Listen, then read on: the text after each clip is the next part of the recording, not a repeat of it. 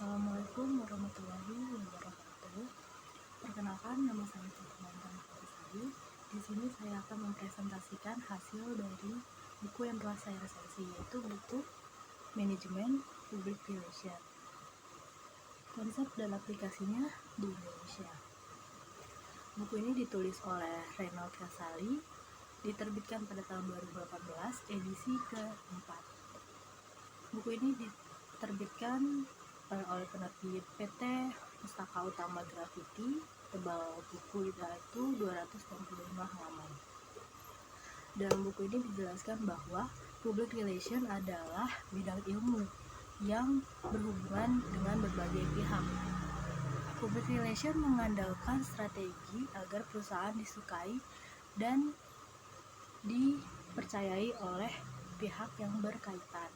Maka dari itu, public relation merupakan fungsi strategi manajemen yang melakukan komunikasi agar diterima oleh publik.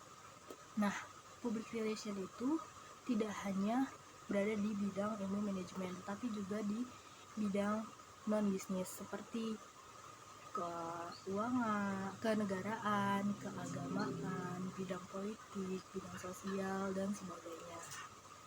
Nah, apa sih hubungannya manajemen dengan public relation?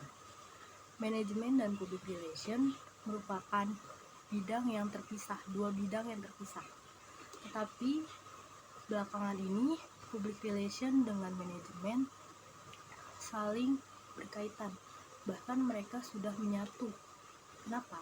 Karena seorang praktisi public relation menggunakan konsep-konsep manajemen seperti perencanaan, melakukan persiapan-persiapan, aksi dan komunikasi, lalu ada yang terakhir evaluasi.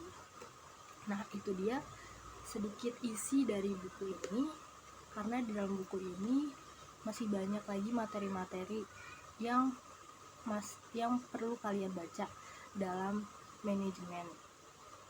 Karena di dalam buku ini ada 17 bab.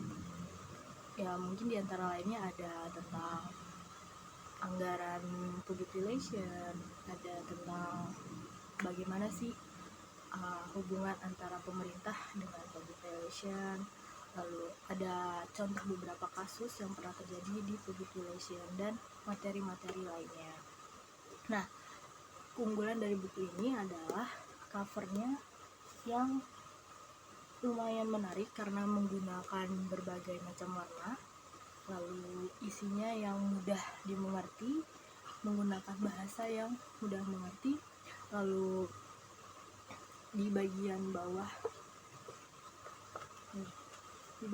sini itu terdapat penjelasan, misalkan ada kata yang tidak kalian mengerti atau ada pembahasan apa yang tidak kalian mengerti gitu.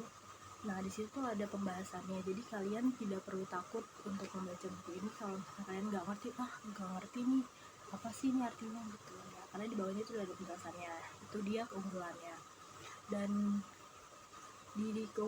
setiap ada kelebihan pasti ada kekurangan. Nah, kekurangan buku ini adalah buku ini hanya spesifik lebih membahas public relation di dalam ruang lingkup manajemen.